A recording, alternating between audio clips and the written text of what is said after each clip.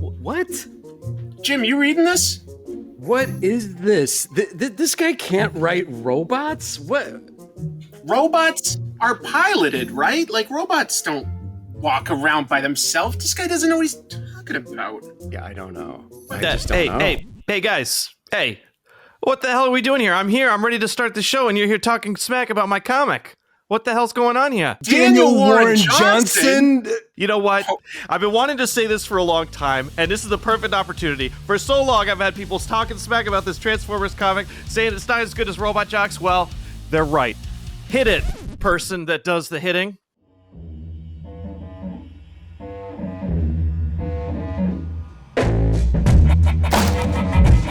Trash Movie Bonanza with your hosts, Jim and Chris.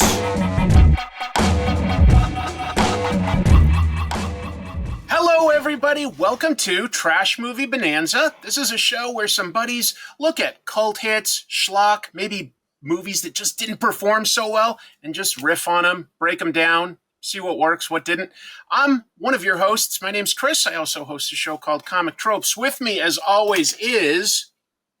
Guys, my name is Jimmy Jams, professional artist and current robot mechanic, but not the only co-host tonight. We have the magical, epic entity, also known as Daniel Warren Johnson. What's up, buddy? What's up?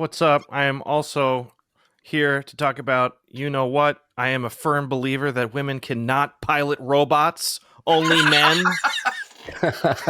Yeah. We're going to break down a few things here, but you're right. Like, sorry, I jumped way ahead. Feel so dated.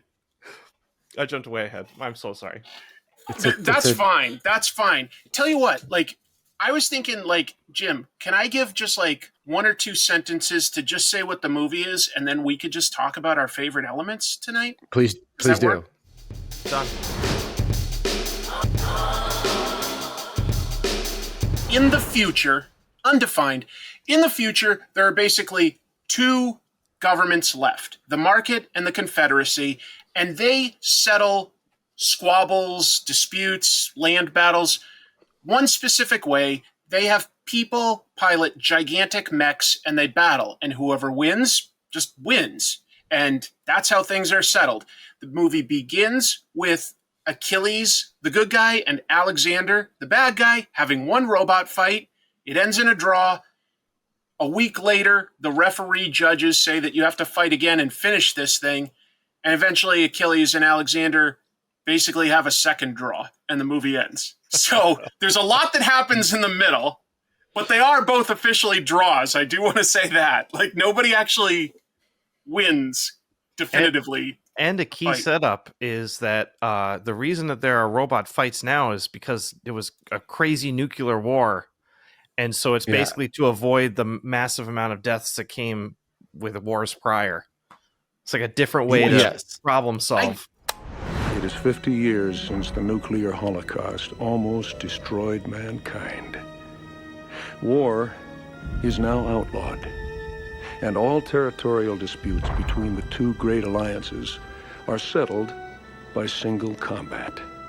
In a way, I kind of love that. There's some really interesting world-building ideas, but with like about less than a minute in, we're seeing, sort of a wintry, ashen battle scene. It's quiet, there's the credits, and a voiceover says specifically, it's been 20 years since nuclear holocaust, and war is now outlawed. War has been outlawed. If you practice war, you're going to go to jail. It's a great line. Yeah, how does that work? It doesn't matter. See, that would have been the sequel. Have bigger robots that enforce the smaller robots. It does really work, though. Like they sell it really well because it's like a pan over like this snowy landscape with robot body parts. It sets the tone very well.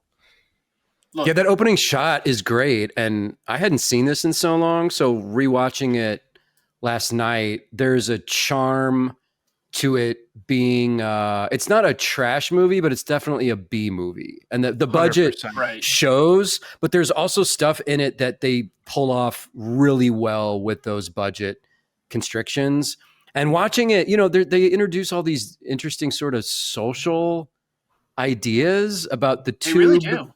people genetically creating human beings, women being encouraged to breed. But I was thinking, like, if this was a Paul Verhoeven 80s movie with like a RoboCop budget, what would that be? Because Stuart Gordon's a smart guy, and this is the guy who did Reanimator and From Beyond and all these incredible movies. And I feel like Honey, I Shrunk the Kids. Honey, I Shrunk the Kids, but there's something missing with some of these elements they introduce, right? I mean, they introduce all these sort of like, social ideas, but none of them really build to anything. There's just lots of sci-fi ideas, and we're sort of all just waiting for the next fight in the middle. Yes. Which they do a reasonable enough job making me care about Achilles. He's interesting enough because he's got a family. He's got, his relationship with the part that it did amuse me. These robot fighters all have to compete to represent, kind of like the Olympics. And he's got a coach that's just a big fat cowboy with a cowboy hat. Yes. I know Max better than anybody. And he was a former champion. Yeah. That's important to the story. Later. He survived the 10 fights. That's another thing that's introduced Right. is if you're a legit mech operator, you have 10 battles that you have to get through, right? That you have to survive. There he is, Achilles, hero of the market, winner of 9 straight fights, trying to become the only man besides the legendary Tex Conway to win all 10 compulsory fights. I mean, but that seems like it's a country thing, right? Because it's like you're still having all these people compete, and like if somebody dies, whoever they say is the best, they have to do 10. What if like they suck after 2, but they still win? I don't know. Or they put on some weight. What if they can't climb the jungle gym? Right. If they suck after 2, though, you assume that means they're gonna die. They're gonna get killed in battle, right? I guess I'm just saying that like some of the ideas seem very arbitrary for like how the world works. Like you have to do 10 fights. Yeah. And that seems more designed for like the guy wants to quit after the draw, but everyone's telling him like, no, you have to do one more fight. Right. What did you guys think about the first fight? The first fight itself. Any big thoughts? Dan? Well, when you say the first fight, do you mean like the very first fight, like the opening? I guess no, because that one's sort of like, okay, we've seen it's just meant to build up Alexander as a threat, right? Because all we do is we see him step on like the guy that lost. It's still awesome. I love it is that. awesome, no question. I would, you know what? I think I'm going to count that as the first fight. I give that first fight A+. So there's 3 mech fights in your book. Yes, I'm going to give this 5 out of 5 stars. Love the body count. I just love pilots getting destroyed or crushed. I'm going to give it 2 crash and burns. Yeah, that's right. There you go. 2 crash and burns. Little pieces, Wayne. Crash and burn. Crash and burn. I'll just say real quick. So, like, that's just a thing that I guess pilots do on both sides is like, like for good luck, instead of giving just the thumbs up or giving a high five, they bump fists and say crash and burn. I don't think you want to crash and burn. I guess it's like break a leg, right? Yeah, 100%. Yeah. I hope your mech explodes on you. Isn't there something in this world where it's bad luck to say good luck to the pilot? I forgot. You don't say You're good right. luck. The cowboy guy Tex does say that. He's like, it's bad luck to say good luck. Yeah. He's Jim Ross. Okay. Right, Dan? He's basically Jim Ross. That is kind of, yeah, that's true. That's true. It's like a young, fresher Jim Ross. Yeah. He's like, by God, he's going to win. So, Jim, would you say that there are 3 fights in this movie or 2 fights? So the three, I agree with you. Okay. So you have the intro fight. Yep. The second fight is when we have the huge casualties with the crowd. Love that. It's like, oh shit, Achilles, in a valiant effort to save the crowd by putting himself in front of the flying fist. The rocket fist. We got like some Mazinger action. Boy, that goes horribly wrong. Oh. Yeah. Although does it? I sort of wonder, like, if Achilles had not jumped in the way of Alexander's rocket fist, and it like hit the stands of onlookers, what would have caused more death? Like the fist, or him getting hit by the fist and crushing all those people? I don't know. That's a good point. I love the boldness of that choice, though. Like, having the hero crush like 300 people. He's devastated. But like, I mean, how many movies have we seen in anything where like the main hero of the story accidentally murders like over 300 people in like 20 seconds? That is incredible. Mm-hmm. I was so blown away. I saw that because I just saw this a few months ago for the first time. Oh, shit. In a theater, right? You saw it in a movie theater. Yeah, I saw it in LA with Felix. He's like, "You never seen Robot Jocks? Oh my God, we have to see this in the big screen." And that swing is so huge, when he falls into all the people. And I thought it was like maybe a vision or like a bad dream, because I'm not used to that. Like, remember that BS scene in The Boys where we think that like Homelander's killed like 400 people at the political rally and it was just him, but it's just him fantasizing. I basically checked out of the show after that point. Oh, okay. Okay. So here I was like, oh, but they're going with it and they're pushing it. Loved it. Yeah. I think that like there's a couple good things going for it when they have the fights. The stop motion scenes are all like really brief and like lots of reaction shots, but it works. The stop motion is well done, but beyond that, the designs, those were all by a guy named Ron Cobb, who did work for Star Wars, Aliens, the Back to the Future, DeLorean, like just a genius designer. And the mechs are all badass. If I could just tell your listeners and watchers, yes, this is the art of Ron Cobb, put together by, I don't know this guy, Jacob Johnston, but this has a ton of his artwork, designs, like paintings. This is an incredible... Do you know if it has anything from Robot Jocks in it? So here's... there's some boxing robots from 2003, but as far as Robot Jocks, I don't think there's any robot... Oh, wait, sorry. There is. Sorry. Page 93. Let me really quickly turn to this. Yeah, because I'm going to give Jamie a few to edit in here, Jamie. Like, look at those. They're great. That's cool. They literally look just like what they designed. Yes, like no edits. They were just like, yep, you nailed it. Good. Moving forward. Here's more Robot Jocks. This is about all there is in the book, but I love that. In the top left, we see like Alexander's sort of upgraded mech. And I like that. Like by the end of the movie, instead of just giving us the same exact fight, they all have different weapons. And Alexander's mech, instead of being two-legged, is sort of like an arachnid or something. He's got like extra legs. Yeah. And I like that decision. Like it varied it up just enough that I was like, cool, I feel like I'm getting something new.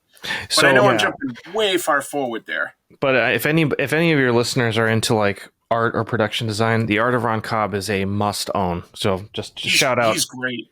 Shout out. Yeah. Awesome. That's so cool that you had that and had that handy. Dude, thanks for showing that. Yeah, of course.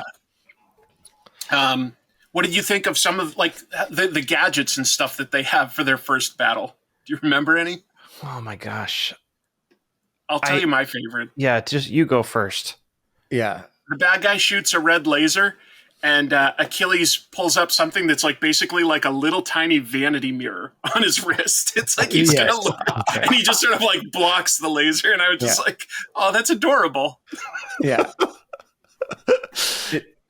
The budget, it really shows in with some of this stuff. It's like at the very end when they reveal the good guys' secret weapons. One of them is just like a bright light, the bright light that Oh, yeah. flashes. Jim, It's like, I'm so glad you brought that up because they build that up. They're like, it's a big secret. Like the doctor and the coach are both like the doctor. He was called Dr. Matsumoto. He's the engineer that designs these. Who's always doing origami. Yes. Yeah, he's doing origami because he's creative. He's creative. It's the evil uncle from Karate Kid 2, if people are curious. But shit. Nice. Yeah. Okay. Yeah. Okay. Awesome. So Dr. Matsumoto won't tell Tex the new weapons that he's put in this mech. And so there's a lot of tension of like, well, will the pilot have enough time to learn these new weapons in time for the fight? And when it's deployed, all it does is like, it blinds the guy for a little while. And the good guy takes no advantage of the bad guy being blinded, just waits for that to wear off before the fight continues. Right. I forgot about that. I go, wait, you've built up. It just felt so strange to me. They were like, whoa, strobe. Like Alexander's like, I can't see. Okay, back to fighting. Yeah. I liked it. I love the little gadgets and stuff like that. I mean, even the rocket fist itself, like it felt like the robots could do just about anything. And you're like, okay, I don't know what the robot is going to do next. Right.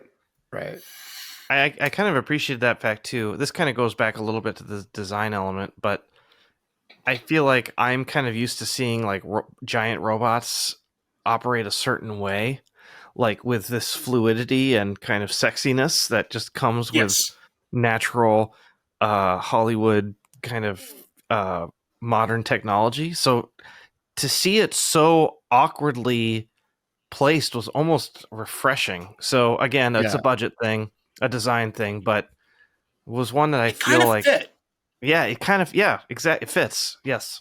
Because you sort of go like, well, wait a minute. If I was piloting a robot that's like maybe 3 stories tall in real life, like with our actual technology, it probably wouldn't be moving like super fast like the robots in, say, Pacific Rim that are sort of doing the same idea. Yes. And that even like looks with awesome. I But think this about like felt real. I think about guitar technology. You guys know anything about new guitar technology? This will relate back, I promise.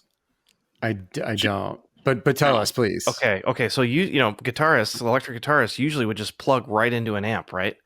And that small electrical signal is getting amplified basically immediately. As soon as you hit the string, you hear it out of the amp. And there are these technologies now where you don't need an amp anymore. You just have like a little digital platform that emulates what an amp is supposed to sound like, but it is coming ultimately from a computer algorithm or a computer program. And the latency from when you play a note, it's not unnoticeable. Like it takes a little bit extra time to hear the note that you're playing come out of that digital device. So that would throw me.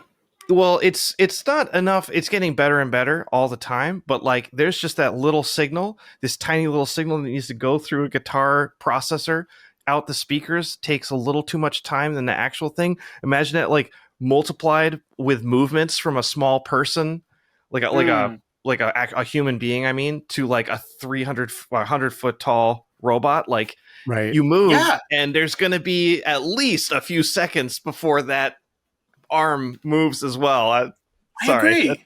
Yeah. I agree. Well, it really took you down to this inside guitar baseball, but it makes sense. But it also sense, sort of gives it a weight in a way. Yes, 100%. That they like. It's like we could kind of tell that it's stop motion, but because of like how it's reacting, I was like, I kind of buy that. I kind of buy that these are big weapons. I'm amused like that. Okay, so Achilles falls into the crowd, like we said.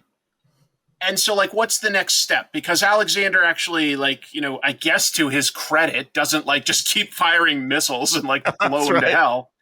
Right. So it needs to be held by there are some judges. And there's, like, a tribunal. They're referees, dude. They literally have... Yeah. They have the black and white stripes. Yeah, everybody's wearing suit and ties and stuff like that. And then there's just like 5 referees in a row. I got a kick out of that. So awesome. It's great. So good. It's very Just little cartoonish. things- It's very like Just- little kids. Just like pro wrestling, you know, when like two people are fighting and then randomly the security is out there. There's like a ton of them. They only show up when there's a scuffle. Yeah. Right. Well, I don't know if you guys knew, like the guy that like co-wrote and directed this, Stuart Gordon, said that he specifically did make this movie because he loved Transformers and Macross, and nobody was making a live action version of that. So he was like, if nobody else is going to, I'm going to. But that was his inspiration. That's so cool. Yes. I didn't know that. Oh, yeah. It was specifically, he said in interviews, Transformers. And I think that you see a little bit of that at the very end because like Achilles' damaged mech, he just sort of like, it grabs its own feet and turns into a tank. And I was like, okay, it's sort of transformed. What a moment. Yeah. Oh, what a moment. Yeah. It was I popped great. very hard for that Yeah. moment. I had no idea that was going to happen. And I'm like, holy shit, You know- Felix, you he's know- transforming.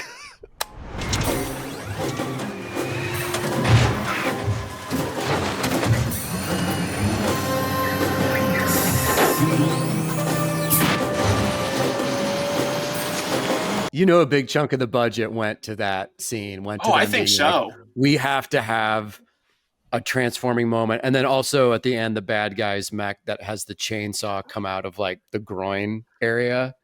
That was like the most polite way you could say it, Jim. It was a I- chainsaw well- dick. It was a chainsaw dick. It was. You're And- much and cruder how than many- me, Chris. You're much cruder than I- me. But the thing is, Jim, like it comes out like from like at an angle down like this, and I'm like, how many battle scenarios did like the Russians go like, you know, I can imagine a time when like the enemy is right in front of our groin, and we're gonna need to try to chop him up. Yes. So Specifically, what if we make? that moment in battle. You know. Yeah. There's I love the robots, but like I also loved, you know, this long section of getting to just sort of understand how the world works and who Achilles is. And he has this great line, I'll have Jamie included. He goes like, You can't even read your goddamn contract. How do you know? I can't read, but I'm not dumb. Don't pull that shit on me. I can't read, but I'm not dumb. And that was literal, because like later we meet his brother, and his brother is a professional reader. What a weird Right. world. I missed that Yeah. beat. It's funny, like just they got a few things right. They got like crowd scenes where people are wearing masks. Yeah. They got crowds Mhm. watching everything as sort of like a reality show and even betting on it, which Yeah. is all kind of accurate. But the illiteracy factor was fortunately kind of exaggerated. So, Chris, is the idea that in this world, because it's after basically the apocalypse, after nuclear war, is the idea that if you're just groomed and raised to be a warrior, a fighter, you're ignorant, you don't have an education, you can't read, and then they introduce the scientist grandma, and her agenda is to genetically grow warriors so that I know. eventually genetically grown warriors will even replace human warriors. You don't even need the human warriors anymore. Is that like watching I it last think night? I'm like, so. wait, is the idea that artificial? By the way, she's dressed like a Walmart greeter, which amused me to no end. She's wearing like just like this Yeah. light blue smock, and she came in, and then they were like, "She's a scientist that grows test tube babies to be warriors." Dude, I was like, she- "She does?" I thought she'd say hello to them. Commander Conway, I would like you to meet Professor Laplace. Oh, yeah, you're the one who came up with these test tube babies. I wish you wouldn't use that term. They're as human as either of you. No mothers, no fathers. Human beings, genetically engineered to be the best fighters in history. When she came in and started doing her lines, I was like, is this the best actress they could get for this character, this grandma? Like, couldn't it be? You know, it just seemed like Were they She going was to get the- Helen Mirren for this? It's like- yes, Chris, that's what I demand. I demand that an Oscar I award. think you're right, though, Jim. And it's a weird thing because it's a little dated, like by the time it came out versus when it was filmed, just so people have a little idea of the behind the scenes. Filmed in 1987, the production company went through a bankruptcy period, and it took until 1990 until it came out. Yeah. By that point, the Cold War was kind of over, you know?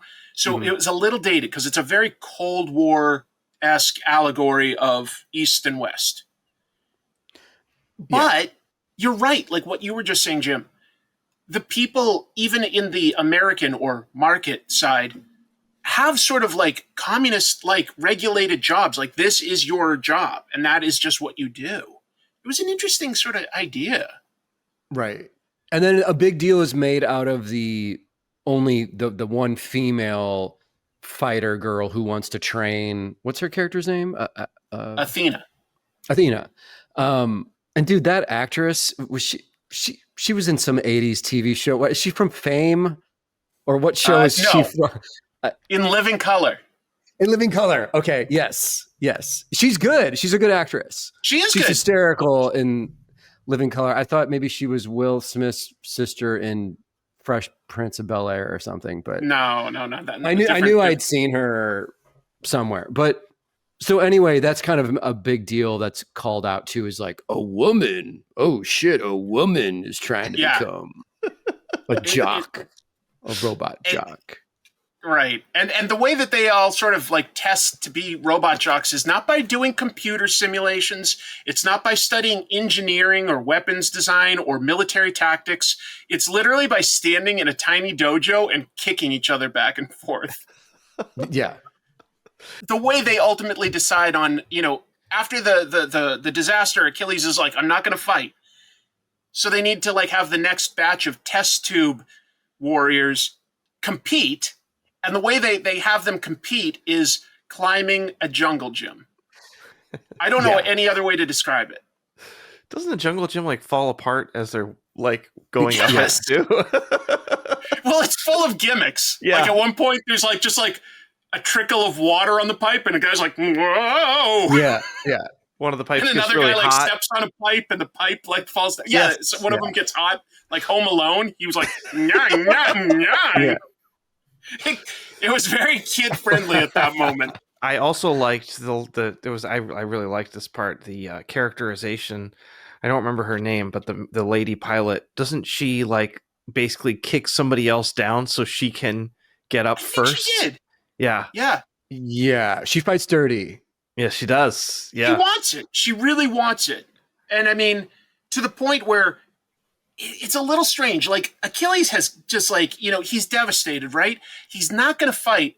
And then when she gets announced as the next pilot, like it's not a good look for Achilles. All of a sudden he's like, no, wait, I do want to fight.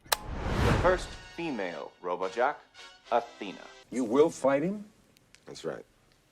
He's like, wait, whoa, woman.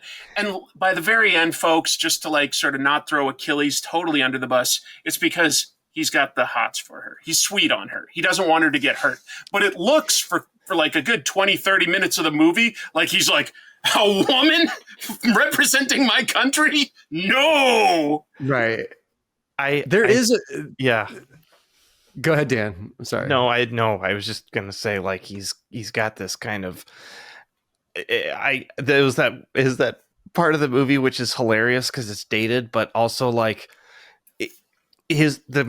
our main character's like call to action in that third act, when the coach is going to give you your like speech, you've got your head in your drink, but it's like you're going to rise above. The call to action is like, oh wait, a lady's going to do this. That's what it felt like. That really felt like the motivating factor for Achilles to like shake it all off and get back into action. And I did read it like he was I never really read it like he didn't believe women shouldn't be pilots. It just felt like, oh wait, I need to protect her. Like I need to do this. Yes. But it just comes off basically like the film just basically is saying like women are not capable of this job. Yes. And I think if they had simply introduced his romantic interest in her earlier, we would have understood that. Sure. But they sort of introduce it like after that. So you're like, oh, okay. It's like a tacked on idea of like, is there going to be a romance between these two characters? And because she's a tuber, whatever, she sort of doesn't understand romance and sexuality. There's that weird scene where he gets drunk and she helps him get home, and it cuts to them in the morning, and he's like, did anything happen? And she's like, no, I just spent the night like examining your body, looking at your body. And it's like, what? And but she says that to show that she's foreign to the ideas of, you know, relationships, sexuality, whatever. But so it's a tacked on thing, but it is crazy at the end where it's like the movie's like, okay, we're going to let the girl be the pilot and kick some butt, but then she gets her ass kicked and the main guy comes in and saves her. It's like, weird. The guy, the main man character has to come in at the end and still be like, well, no, I'm piloting the robot for the final showdown between the crazy Russian guy so we can beat the shit out of each other. Maybe you guys know this better than me. This is definitely like structurally based on the Iliad. It has, which I have not read since middle school, so I don't really remember it very well. But I'm pretty sure that Achilles in that had like a romantic interest in a guy that did that. Like, am I remembering that right, or do you not know? I can't remember that book. Oh my god, that's fair. Don't know. That's fair. Okay, You're saying I think you're aware. I think you're more read than the both of us. Yeah. I'll agree with Dan on that. They give Athena some agency because not only does she compete really hard to be the best, she also like asks pointed questions. Like she's like, Tex, like, you know, you won your 10th battle with like, you know, this like really precise laser shot. Like, how did you do it? And he's like, oh, it was just luck. And we'll come back to that. But she also like when Achilles comes back and he's like, no, I'm going to pilot the mech. She like drugs him with like a dart gun or something. Like I was okay, she really wants this. She believes she's the best. She wants it. And I kind of like that. I liked her for that. I really wanted her to beat him up, like instead of drugging him. I really wanted that. I was thinking about it after the movie was over. I know I'm fantasy booking here. Yeah, she does kind of beat him up, but like I wanted her to like basically say like, you just think I can't do it because I'm a lady, and he's like he has to like come to terms with that, and when he can't accept it in the moment, and then she beats his ass, and then she leaves to go pilot it. You know, I that's what I wanted to happen, but that would have been good. I agree. Just a line or two of dialogue carried a lot of weight there. Just a little something. Yeah. Now you've made me think. Like she does hit him with like a dart gun, but he doesn't immediately pass out, and instead they actually have like a hand-to-hand like fight, and she like, you know, like judo chops him to the back of the head to knock him out. Right. And I was like, what did she put in the dart gun? Like water? Yeah. Dude, she hits him and he like falls into one of the styrofoam walls behind him. And the wall breaks. It's like you want to talk about budget burying. I know the budget. Yeah. Those walls. Yeah, I mean, most of the scenes, aside from the robot jocks, are in a very hermetically sealed, clean room. It's just a room, like a white room. Like whether he's at his brother's house, whether he's in his apartment building, the scene where Tex runs to his death, it's all just like very clean rooms. Yeah. Oh yeah, Tex is found out as the traitor. Yes. And I was wondering if we could talk about that a little bit because I had a thought. I think we should. Yeah. I was just super into the scene where he gets found out by the origami guy, Matsumoto. Thank you. And I really did think he was going to kill himself at first because he puts the gun to his head first. Oh, right? Yeah. And I think there's some self-loathing there. Oh, 100%. But like, I really thought he was going to do it because he really delivers it well. And then he changes his mind and he blows away Matsumoto. And I thought that was really well done. You're a Confederation agent. Like hell. I won Kampuchea from him. Small price to pay. What better spy to have in place than a hero? The most honored of your enemy's fighters. Yeah, I'll be damned. Somewhere inside you is a real Tex Conway. You haven't lost him yet. That's right. That's Moto.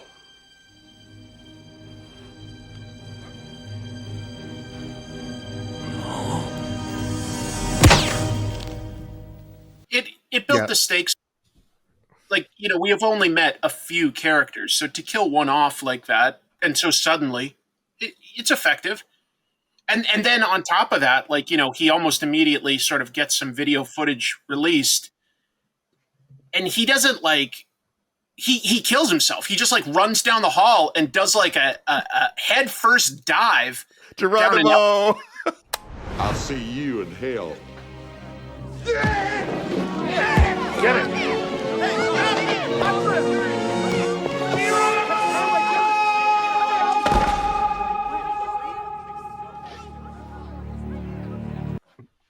Yeah, he's got Geronimo. That's right. Like that guy was brave in a way. I can't imagine. He was like looking forward to it. The whole theater, like I was watching with, the theater was maybe half full. The entire theater burst out laughing. I mean, like when he does Geronimo, I don't know if that's what the director intended, but I still think it works. It's super fun. Yeah. I also like, though, that like the way Matsumoto figured out that Tex was the traitor is, we'd heard from Athena and stuff that Tex had this 1 in a million laser shot against the enemy robot. Yes. And they're like, how did you know to hit its weak spot? He keeps deflecting, saying it was luck. And then Matsumoto's like, I've analyzed the footage. He's like, look at where you shot him. That was like a 1 in a million shot. There's no luck doesn't account for it. You knew what to do. That's what makes you the traitor. Like, and I was like, the point you're pointing at is like the middle of the front of the robot. I was like, that's his weak point. Yeah. You could have known to shoot him there. Yeah. Should have aimed for that chainsaw dick. But there you go. That would have actually been pretty cool if like they shot him in the dick, but whatever. Chris, is it explained why Tex became a traitor? Like what his motivation was? They don't cover that, right? No, that's the thing about this movie is that there's so many ideas that they have, but they don't really pay them off or explain them a lot of the time. Yeah. They're just there for world building. I would include although I guess this is mostly meant to be a joke. Achilles is with his brother and his brother's family, and they're like, hey, we're going to celebrate tonight, so I got meat. And she opens a crock pot, and there's like a single sausage in there. I don't know. I mean, that's sort of world building and sort of a joke. I don't know. Right. It's also sad. It's like this whole family has to share one terrible Oscar Mayer hot dog. And they were excited for it. I don't know. Real meat. Real meat. What do you think of the bad guy? I think that they could have done a little bit more to build him up. Yeah. I mean, cliche 80s stereotype Russian. But he's more of a bully than anything else. He's no Dolph Lundgren from Rocky 4. Oh, that's true. Come on. Yeah. That's almost what I need. That's almost he's no what Russian bad guys from Red Dawn. He's no. Yep. I could just go down the list of cliche 80s Russian bad guys. Like he's fun. He's okay, but he's not great. Because he starts by crushing a guy that he's beaten. And that's good. Mm-hmm. But Awesome. everything else is like less than that after that, which reduces his menace. Because he's always coming to the damn bar that Achilles drinks at. And I was like, shouldn't you be in Russia? Like, why are you just hanging out at this American bar to taunt him constantly? It's good to have them face to face, like confront each other a few times before the big fight. But it's weird. It's just weird that he's just constantly hanging out in this American bar and going like, you're not such a great fighter. Yeah.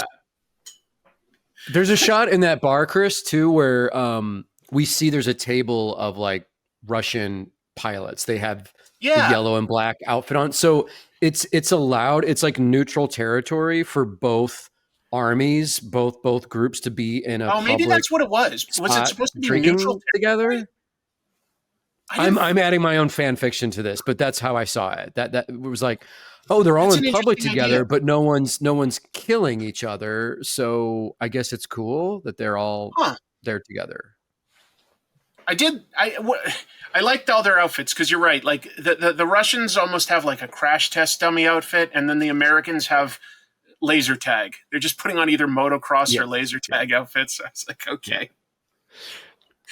And you have to have all these extras that are like pretending to be busy, like getting the astronaut ready, but all they do is like hook up like one hose to the back, and they're like, crash and burn. Yeah. There's nothing to do. So Yep, you're ready. I agree with both you guys on the bad guy take, because it has been done so much more better in the past and with other movies. But, you know, like you said, he crushes the guy in the beginning, which sets the tone for him.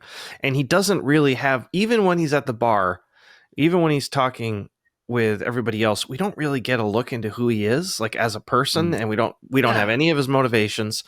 But, and we can get to this whenever you want to, we don't have to do it now, but I think it's one of the reasons why the ending works so well is how vanilla he is.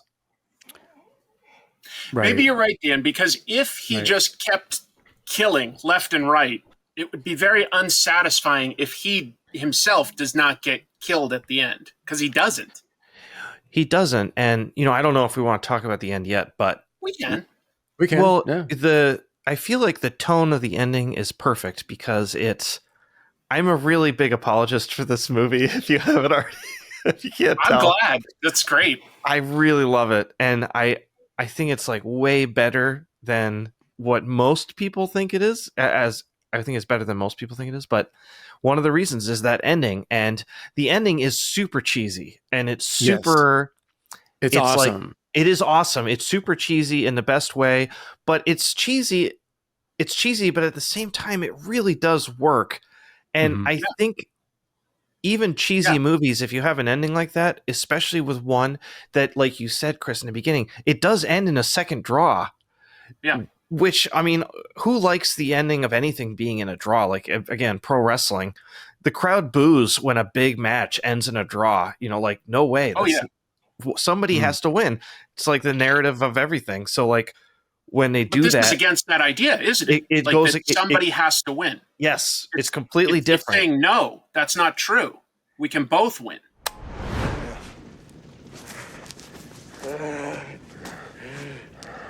You can live. Yes, if I kill you.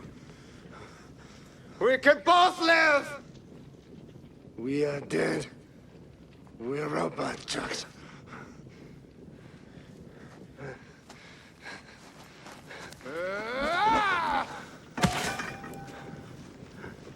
And I feel like if, like you said, if he breaks too bad, if he kills too many people, or if we feel too strongly for his own plight, like if in that bar he had said, you know, like let's just say Achilles says, "Why aren't you in Russia?" And he's like, "Russia? Why would I want to go there?" And he could talk about you could just give us a hint of what he's been through on his side of the coin, you know, and then we start feeling for his reasoning, and we can understand why he would fight. And if we care too much on his end, then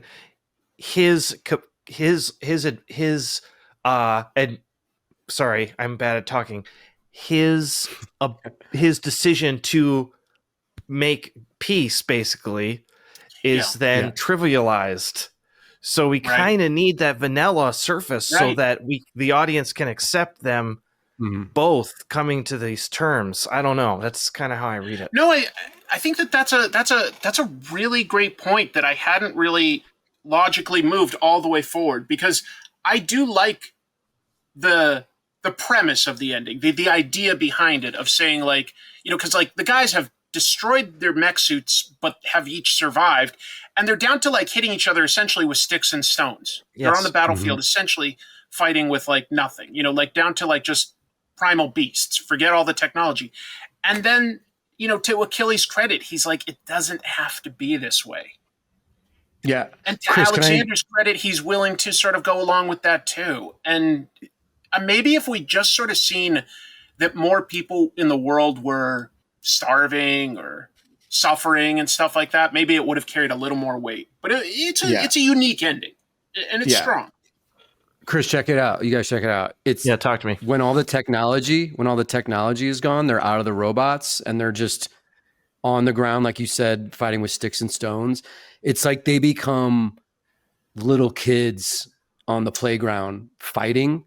And like a little kid would do, they suddenly are like, hey, do you want to just not fight anymore and just live? Do you want to just survive and Yeah. like say screw it and not fight? Yeah. And they're both like, yes. And they hit fists, and then we immediately cut to credits. It's the greatest ending. It's so awesome. I know people that hate the ending, but I think it's fucking awesome. It's perfect. It's like, yes, they're two human beings that realized enough of this dumb battle. Like, let's just live. Like, screw it, whatever. And then it ends. Dude, It's goes great. straight to the credit, doesn't it? It's like click credits. Yeah. Yes. Boom. Dude, The only thing more abrupt was I like laughed that out loud Hong Kong. rewatching it last night because of the abruptness of it. Those fists bump, and then we literally cut to credits. It's so great.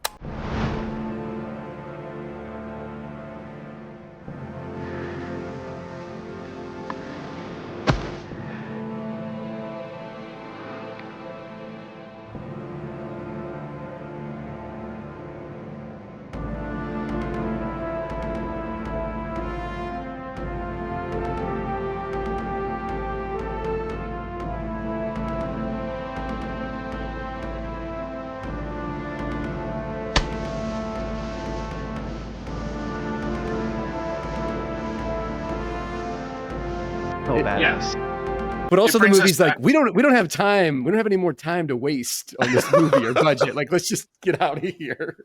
It brings us back to like, remember that ninja movie from Hong Kong, and like there's an explosion and then it just cuts to credits. Like somebody throws like a bomb, it explodes, and you don't even see like anything else. Yeah, it just ends. Ninja Terminator. Ninja Terminator. But Jim, that's actually a great observation that like it metaphorically turns them into like 10-year-olds, because I think I enjoyed this movie. It gives my 10-year-old what I want. Mm-hmm. This is a movie in a lot of ways for a 10-year-old to enjoy. I mean, that final fight is really fun and exciting. And for like no reason in the middle of fighting, they literally just fly into space for a little while and then come right back down. Yeah, so good. And I'm like, yeah, that's just satisfying like this sort of kid in me in a lot of ways. Yeah. Yeah. I love the final fight. Like I was like, okay, I'm going in with understanding of where their budget is. They still bring out more sort of gimmicks and tricks than they did in the first fight. It goes a little longer. They go to different locations. Like we said earlier, the good guy literally transforms from like a robot into a tank, like Fortress Maximus. I was like, that's cool. That's fun. And the chainsaw dick, I mean, that ups it. Hey. It ups it.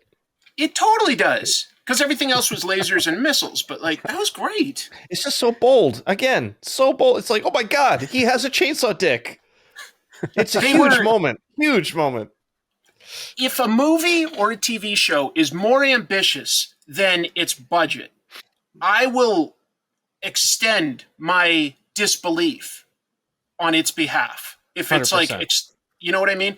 Well like said. I grew up seeing some like Doctor Who, and sometimes the aliens were really cheesy looking. But if the idea behind that episode was really clever and good sci-fi, I'd go with it. And I do it for Robot Jocks. I'm like, these are cool ideas, and the people giving the performances, yeah, maybe they weren't like A-listers or anything, but they all were giving it their best. Nobody was like phoning it in or bored. The whole movie is so earnest. The whole movie is super very earnest, considering how crazy it is. Like everybody in it is giving a good performance. It's right up my alley. Yeah. There's a lot to like about Robot Jocks. Can I ask when was the first? Oh, sorry. Can I ask when the first time you guys ever saw this was? It was a big movie on VHS when it came out, along with two related movies by the studio. Probably like 91 or 92. That's when you saw it for the first time? Yeah. Okay. Somewhere in there. I saw this on DVD probably like 20 years ago, just at a friend's house when we would do like B movie nights, and just I had never heard of it. I didn't know anything about it. I didn't even see it at the local video store growing up, which is weird. I guess it was a staple of video stores, and it just because it's so charming that it works. It also works really well when you watch it with a group of friends and, you're drinking some cold beers and stuff. Hell it's yeah. like, oh, this is so silly. This is great. You can riff on it and joke about it, but it's still to be enjoyed for what it is. Mm-hmm. I would just say that, like, you sort of have to go in understanding the budget, or the fact that it isn't just a set piece to a set piece to a set piece. It's not just wall-to-wall robot action. But if you understand that going in, I don't think you're going to be disappointed. That's how Felix kind of pitched me to it. He's like, have you ever seen this? And I said, no, I've always wanted to. And Felix is like, just look, the budget is terrible, but the movie is incredible. Yeah. And that's like, I went in with both eyes open, and I think I was better off for it for sure. Yeah. Nice. $6.5 million in 1987. I don't know what the inflation on that is. It's not quite a medium budget. Not quite. It's still pretty low budget. And they clearly spent a lot of that on the effects and the actors. Yep. Yeah. And Chris, this was our old buddy Charles Band from Full Moon. He had Empire Pictures. Empire Pictures. And this was their most expensive movie that they had made up to that point. It was. So him investing $6.5 million. I forget, Jim, there was like another movie they filmed that same year with the same sort of budget. So they overextended themselves and they went bankrupt. Charles Band also put out 2 more similar movies that they sometimes advertise as sequels, but they are not sequels. One is called Crash and Burn, and one is called Robot Wars. Oh, interesting. Shit. Both involve gigantic mechs, both like low budget. Neither is actually connected to this universe. It's just by the same producer. Oh, that's too bad. Okay. He sort of, you know what the special ingredient is? It's the fact that the director, a co-writer, Stuart Gordon, has big ideas. Mm-hmm. He tends, like, if he passed away a few years ago, but even though he almost exclusively did low budget stuff, he did it because he had more creative control. Because he did write Honey, I Shrunk the Kids, so he got a good payday from Disney for that. But he hated the experience of, like all the executives saying, like, do it this way, do it that way, like no creative control. And he was like, I'm only going to do my own stuff from now on. Mm-hmm. And he was happy that way. Yeah. So, yeah, ultimately, I definitely recommend this movie. I know this is not quite related, but I still have not yet seen Reanimator. Apparently, it's a must-see. Strong recommend. Yes. And that's you know a game what? changer. That's a game changer, Dan. You're gonna make sure the kids are not around. Understood, no kids. sir. Yeah. That not even for the violence, like the nudity. God bless Barbara Crampton, who is absolutely gorgeous. There's some scenes in it that you have not seen before in a movie, man. But it's funny too. That movie's funny too. Oh, it's great. I love it. And that one stars Jeffrey Combs, who was in this movie. And I saw that you caught that, Jim. We forgot to mention his 2-minute cameo as he has a painted on 5 o'clock shadow and is in the mob outside watching the fights. He has bet on it. 2 lines of dialogue. And nothing. But Jeffrey Combs, I mean, The Frighteners, like a million Star Trek shows, Reanimator, just awesome character actor. Cellar Dweller, where he plays a comic book artist. I have to Google image Jeffrey Combs now because I can't. Oh man, yeah, he did the voice for like The Question on Justice League Unlimited. He did the voice for Ratchet in one of the Transformers cartoons. Oh shit! Yeah. So there's a couple little connections here to Transformers. Maybe that just speaks to how big Transformers is. I love that. I love that his voice is Ratchet. Yep. Jeffrey Combs was also was he on Star Trek Next Generation or not Discovery? Well, he was. I think he probably was, but his biggest one was on DS9. He played like Wayun, who's like this sort of like cloned guy for the Dominion. He was really good. That was a reoccurring role for him, right? He was on it for. Okay. He was also on Enterprise as one of those blue aliens with the antenna. Okay. I forget his name right now. But anyway, so like he's done a bunch of Star Trek. He's great. He's just Oh my gosh. This guy was Wayoon on Deep Space Nine. That's what I was just saying. Yeah. Sorry, I missed that. I love that guy. Oh, so Dan, if you can, Dan, check out Reanimator, but also watch Cellar Dweller because Jeffrey Combs plays like an EC Comics style comic book artist that I don't know if he even has a line in it. A book that winds up becoming like a demonically possessed comic book. Yeah, he's only in the first like 10 minutes of the movie, but it's awesome. So this looks amazing. If he's in something, it ups the ante. Someday, Jim, we'll have to look at another one by Charles Band with him, Dr. Mordred, which was written as Doctor Strange. And then at the last minute, they lost the rights, but they still just made the movie. And they were just like, yeah, he's Dr. Mordred. Dude, I'm so glad you brought that one up. I forgot about that. We should see it someday on this show. Okay, I'm looking at Dr. Mordred right now. This VHS art is amazing. Oh, yeah. Yeah. No, there was that, and there was a Doctor Strange TV movie that's absolutely hilarious. The villain was comic book magician Morgan Le Fay, but played by the mom from Arrested Development. It's great. Jessica No Walker's kidding. Yeah. Wow. Sorry. That's a deep cut. Okay. This has like gone away from like talking about the movie to just being like, did you know that this person was also in that? No, Chris, it just becomes us telling Dan what movies he should watch for the next couple months. No, Dan, you also got to check this out. You got to make sure. He's like, yeah, I get it. Okay, great. We probably could have done 10 minutes talking about Tex doing the things line because he says it's clobbering time before the big fight. Lost the advantage, boy. It's clobbering time. Oh shit, that's right. Right. Anyway. Oh God. Okay. We'll just do a sequel. Yeah. I'm glad you got to see this in the theater, Dan. I think that sounds like a really fun way to experience it with a friend in a movie theater. That sincerely sounds like a fun way to experience this movie. It was awesome. I only know it on TV. I don't know. I went out and I found it used, I guess because the Blu-ray is out of print now. I found it at Amoeba Records the next day. That's awesome. That place is great. I pulled the trigger because I was like, I really did love it. Yeah, that's really cool to hear. Did you guys see it at the New Beverly?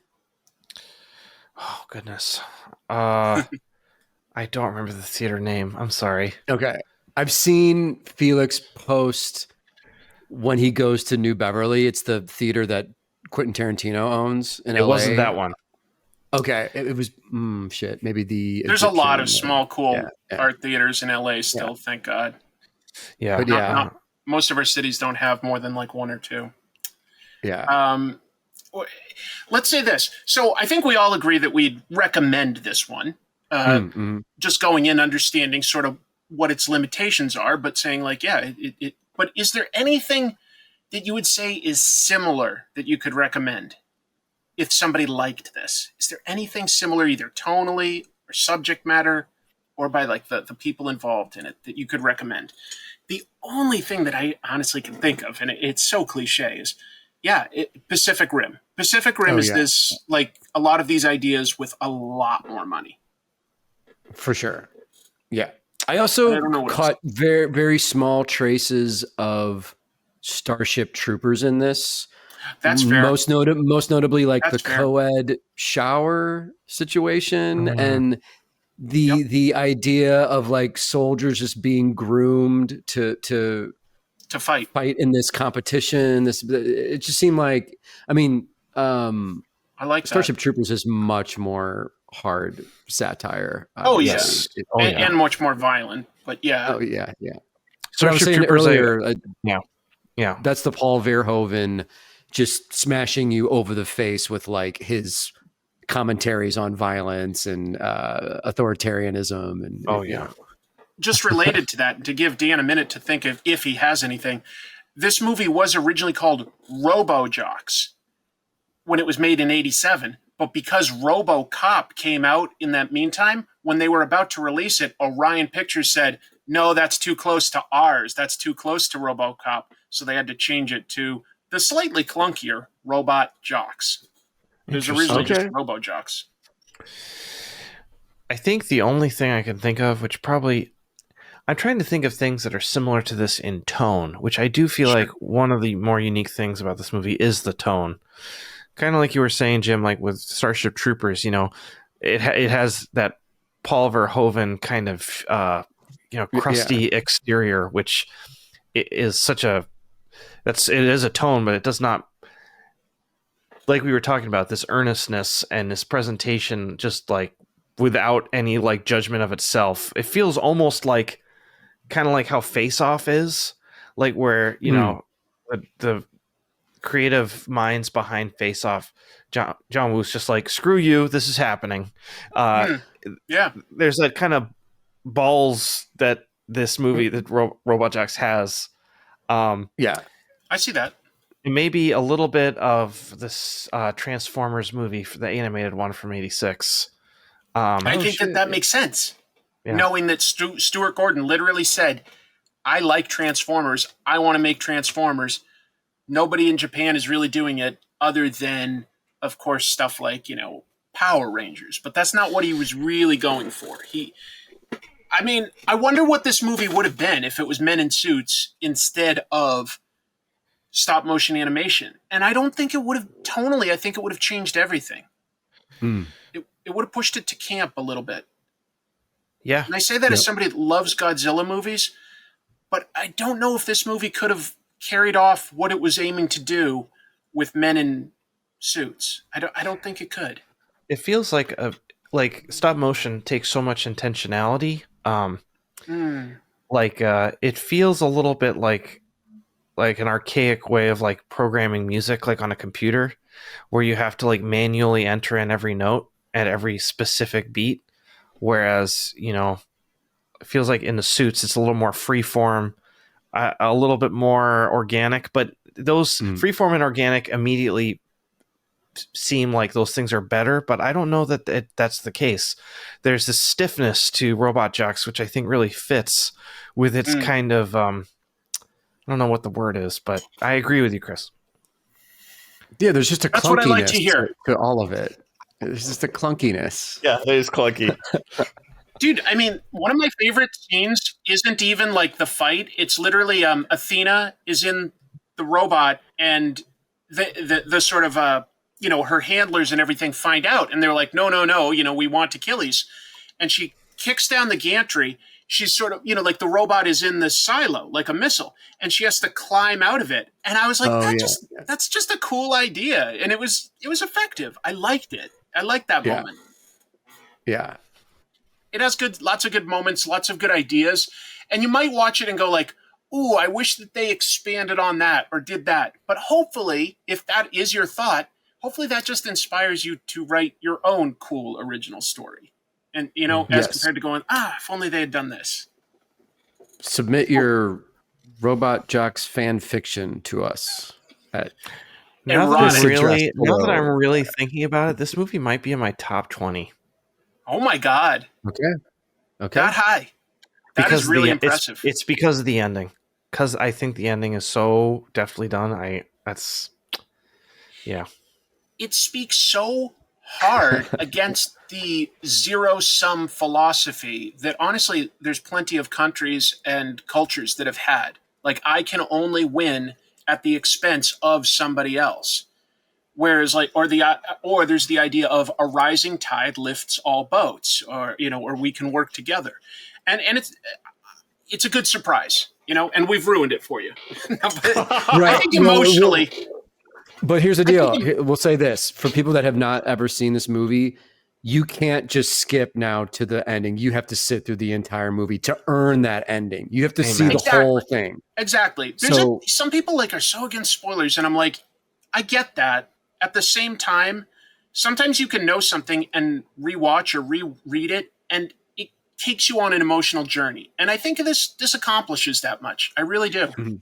100%. And just speaking for myself, I never listened to a movie podcast about a movie I haven't seen before. That's a bad idea.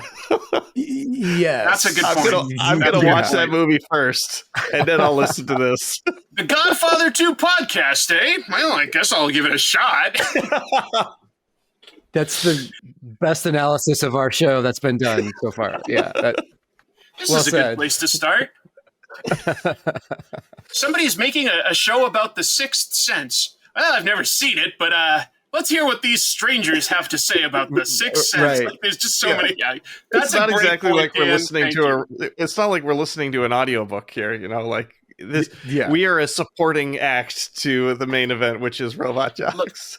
Making the show, like, I'll just peel the curtain back a little for like the people watching. Almost every episode we upload, at first it gets claimed by some company that puts out the movie. And I always appeal it and I say, we are analyzing it and using very limited clips as reference. We are not just a substitute for it. It's not the same experience. It's not. And we always win. So Yeah. they You're ultimately fighting a good always win. fight. This is our silly movie review show. We're not actually showing the movie here on this channel. It's just very Crash and limited burn, clips. And crash and burn, Chris. No, over here. Okay. Oh, sorry. Crash I'm and on burn. the bottom. Yep. No, but we'll all have like individual ones, and Jamie will line them up. All right. Can I do both? Yeah, we'll line them all up. Jamie, put this all in a row. We're all crashing and burning. Just line it up. I don't care how much work it takes. We pay you. Just kidding, Jamie. All right. No, I think we've said what we need to say, so let's just move on to plugs. Jim, what do you have to plug first? Yes, you guys can check me out online, social media at jimmafood.com to buy books, prints, and The Arachnid Enforcer is my next Kickstarter comic book. Link below to join the pre-launch page if you can do that for me. Great title. The Arachnid Yeah, and you've got Enforcer, the man. Ballpoint Slayer Volume 2, right? Yes, That's art book the is newest? available and all on my website. Dan, you got any like comics or anything out there that people need to hear about? I can't remember what issue of Moon is Following Us is out. I think issue 8 came out. I think No. 7 was the last one. Just go. Let me see. You're right. You're right. So 8 is about to come out, folks. 8 is about to come out. Following Us. Transformers issue 18 came out a few weeks ago. I think the 19 will be coming out soon with a special Megatron one-shot kind of peeking back the curtain as to where some of his earlier days. Yeah. And David yeah. Nakayama, my pal, is doing like a series of connected covers that'll have Devastator across the background, which I think Oh, look very awesome. cool. Nice. The more often I have to draw Devastator, the more tired I get. Dude, we had Jorge I on the can't show imagine. recently and Yeah. Morgan, but I just got to say, there's a few things in this that Jorge did so amazing. Like this 2-page spread of Devastator and Bruticus. Like that's Middle of a city. That's so many decisions to have to make because this isn't just two people. It's like you have to go like, okay, gotta make sure that this leg is, a mixing truck. You know what I mean? It's so much work, man. I it's don't so know much how you work. guys are And the doing it. storytelling decision here to show you had written that perfect. Optimus Prime has to react, but he figured out like that if he draws a building with mirrors in the background, you can see that action happening in the same. You're showing two actions in one panel. That's impressive storytelling. That is so true. He's Not very just good at his job. Following us is not also impressive. No, Jorge is a cut above. He's so good, and I don't give direction when I write like that. I'm not like, okay, I'd like Optimus to be looking at us, and behind us there's a mirror. No, I don't do that. I'm like, Optimus. The script says Optimus sees what's happening, and he's terrified. That's it. This poor guy. Man. I But I texted think him. now we can all predict that issue 24 is going to end with Megatron and Optimus Prime just going, let's just stop. Yes. I think Hasbro would be okay with that. Just end Transformers with them just going like, what if we just stopped? Well, no, that won't happen. Jorge is doing an amazing job. So yes, please check out Transformers if you haven't already. And then Any other than conventions? that, I think I'll be at Heroes Con. I'm usually at Heroes Con. Nice. So I'll be there. Sorry, I'm. I go live on YouTube every Friday around 5 p.m. Chicago time. Yes. where I just hang out and draw. And I refuse to play the number. I know Chris. You tell me that the thumbnails are important, and I'm like anti thumbnail. I sometimes will take pictures of things that have nothing to do with comics. Like I might just take a picture of my Topo Chico bottle and make that a thumbnail. I know. No, you know what? I admire it. I'll just say, you've got a great show there. You've got a great community of regulars, plus new people are always filtering in, and it's just there's a lot of things people can learn from your channel, similar to what you do with Sean these days, Jim, with your bi-weekly Ink Pulp Lives. It's so chill to watch people draw and just hear them just talk off the cuff. Maybe at some point you'll find yourself with enough time to hop on Ink Pulp Live, Dan, because it's a really nice show talking about the craft of comics. I want to plug Ink Pulp Live since you didn't mention it, Jim. The invite is always open to you, dude. Obviously, we don't want to bother you. We did have Jorge on, and we all drew Dr. Doom, but I was singing his praises on the show, man, for his work on Transformers and yours, because for me, I'm like, I don't know how you even draw this stuff from page to page, these characters, robot, all this mechanics. And I mean, it's mind-blowing shit, dude. And everyone says this, but it's true. But I'm one of the guys that's like, you guys got me buying a Transformers comic book. Like, I don't... and loving it. Loving it. I loved the stuff when I was a kid in the 80s, but I'm so back in. I'm all the way back in on it. It means a lot. Yeah. Thank you. Great job, dude. Thank you very much. The designs in this movie too, they're not fully human, and so you gotta, if you can, look up Ron Cobb's designs, folks. Yes. I'll plug that again. Do it. Really, really impressive design work. And then for me, just want to say, would love it if you hit like and subscribe. And I've also got my channel Comic Tropes, doing episodes right now on Joe Kubert, doing episodes on The Hoax of the Century, on All-Star Superman by Morrison and Quitely. So got a lot of episodes in the works. Nice. Gonna get them to you as quickly as I can. But what are the marching orders here, Jim? We always say, keep it trashy. Keep it trashy. Thanks, everybody. Bye. Thanks, guys. Thanks, Dan. Trash Movie Bonanza.